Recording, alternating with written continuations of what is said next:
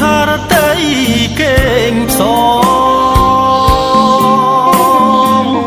ស្នួលចំបកហើយស្នាមស្នេហ៍ក្រឡៅសាច់ខ្នាបសាកុំសតកៅអភ័យជួអើយបងរុនចុងស្គមស្គមបងមានតន្ត្រីគោកថ្មីព្រៃ